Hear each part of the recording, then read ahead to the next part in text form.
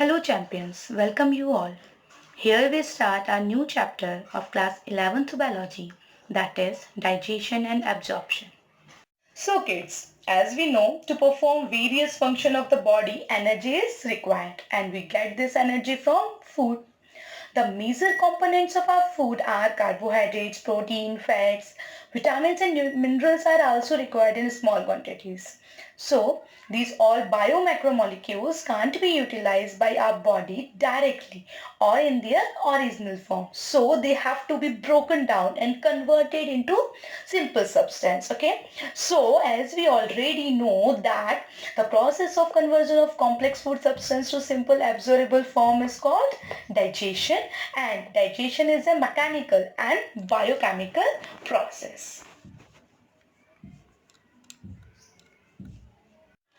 To understand the concept of digestion, first we should know about the system, that is our digestive system. Okay, so our digestive system is a complex series of organs and glands that process food. Okay, so what is its function? It converts ingested food so that it can be assimilated by our body. Okay, so kids, basically our digestive system is made up of alimentary canal and its associated glands.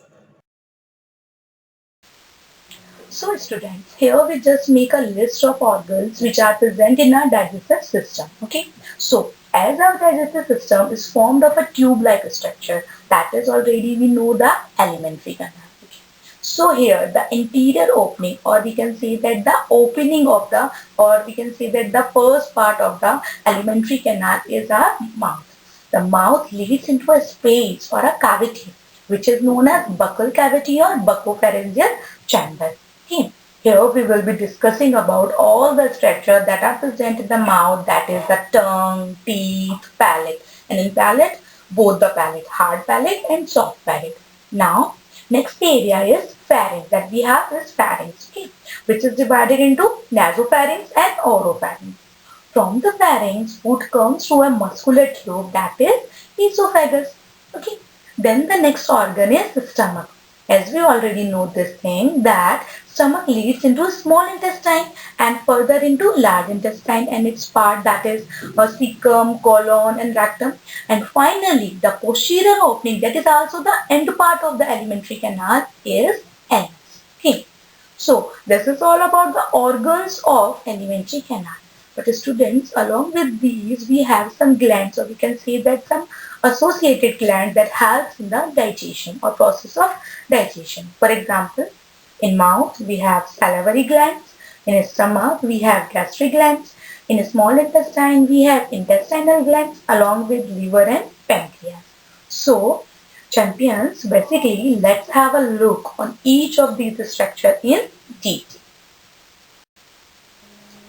So here we will be discussing about mouth and buccopharyngeal cavity. So students, as we know that the entry of the food into alimentary canal through the mouth, okay, which is the anterior opening of the alimentary canal, and it opens out posteriorly through the anus. Okay. As we know that the mouth is horizontal slit-like aperture, okay, which is guarded by upper and lower lip. So now, buccopharyngeal cavity. As the name suggests, it includes buccal cavity and pharynx together. As we stated earlier, mouth is a slit-like aperture that opens into a chamber or a cavity which is divided into vestibule and oral cavity. Okay, the buccal vestibule can be understood simply as the space between the gums and the cheeks in our mouth, okay, where we can store food for some time. So guys, we can feel this gap easily in the mouth. Next to vestibule is the oral cavity that is surrounded by upper and lower jaw. As we already know, upper jaw is fixed and lower jaw is movable. So now, the roof of the oral cavity is palate. The interior part of the palate is hard. That's why it's known as hard palate. And the posterior part of the palate is soft. So it's called soft palate. You can feel this hard and soft palate by rolling your tongue upside into the mouth easily. Okay. Here, the hard palate has some muscular ribs that provides grip to the food, is known as palatine roots.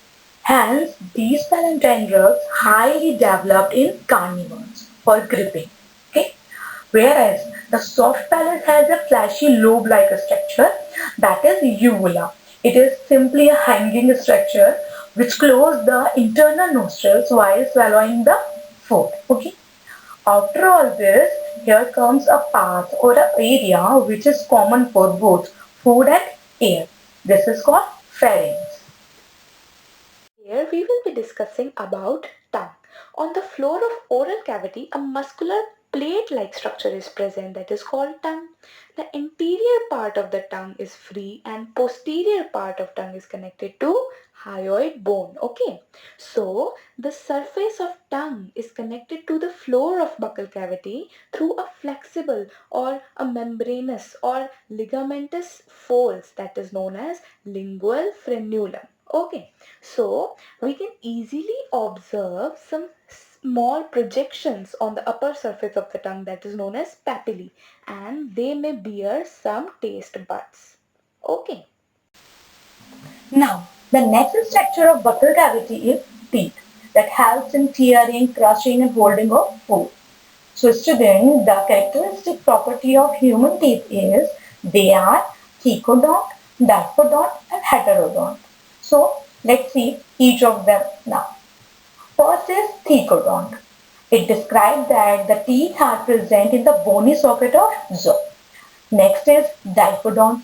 Dipodont teeth are those teeth that appears twice in a life. Okay, as we know, human teeth are dipodont type because we have two set of teeth, that is male teeth and permanent teeth.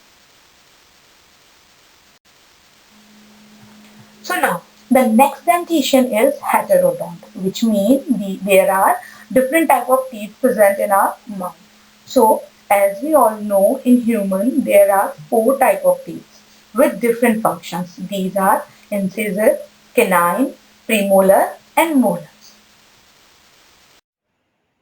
So, champions, this was all about mouth and buccopharyngeal cavity. In the next session, we will be discussing about the remaining structures in the alimentary canal.